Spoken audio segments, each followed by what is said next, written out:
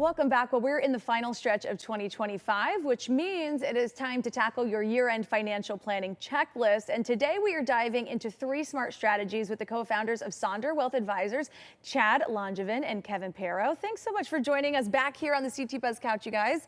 Thanks so much for having us. Chad, just reintroduce us to Sonder Wealth Advisors and what it is that you guys do. Sure. So we're a wealth management practice. We're based out of Farmington, Connecticut, and we help people design customized plans. And really what we do is work with smart, savvy, successful people. I know that those are kind of relative terms, but we try to provide them with a better scope of their financial situation. Okay, so let's dive right in because you guys have some really great tips, and you know the time is ticking. We're getting closer to the new year already, which is crazy. So Kevin, let's start with this first topic here, supercharging your retirement savings. What can people do with that? Yeah, absolutely. So everyone right now should be double checking what they've put into their 401ks and IRAs so far this year. There's a lot of money that gets left on the table every year.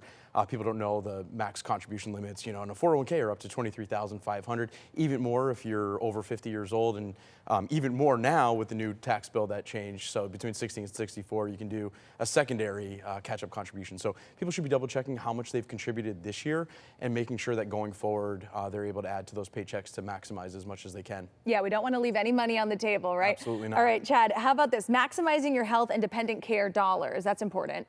Yeah, so as you go into the year end, similar to your retirement savings, you want to double check your HSAs.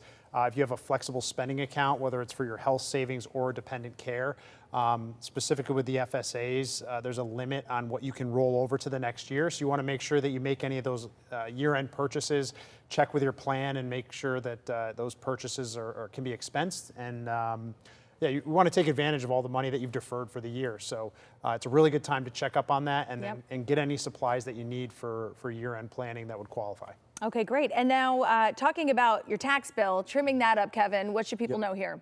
Yeah, there's a few things on this one. So there was some cool changes that just occurred with the tax bill, the big beautiful bill. So people are now able to get a $6,000 deduction. It's the senior exemption. So anyone 65 or older, that's automatically included, but you want to double check that your CPA has, of course, included that. Another thing that we always look at for our clients are tax loss harvesting. So even though it's been a great year in the stock market, if any positions are down right now, it's a great opportunity to trim those positions.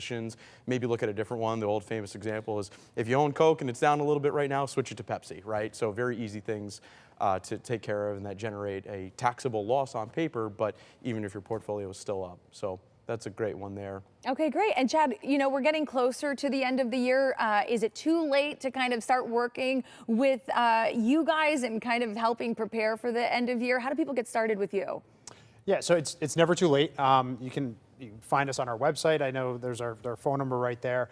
A lot of times it's people have a certain thing that happens to them, right? That they say, hey, I need some extra help. So, you know, we're available anytime to reach out to us. And just to piggyback on what Kevin said, I think, you know, it's a really good time on the tax side to also maybe touch base with your tax professional, you know, as well beyond your advisor. So if you don't have those relationships, we highly recommend doing some planning with those professionals. Yeah, all great reminders. And what's great, Kevin, is you guys are going to be back in the next few months talking about even more tips, right? You got a whole arsenal for us. Yep. Okay, Absolutely. so we'll be seeing a lot more of you guys. Thanks so much for the great tips. If you guys would like to learn more, sonderadvisors.com. We'll also have all the details for you over on our website, WTNH.com.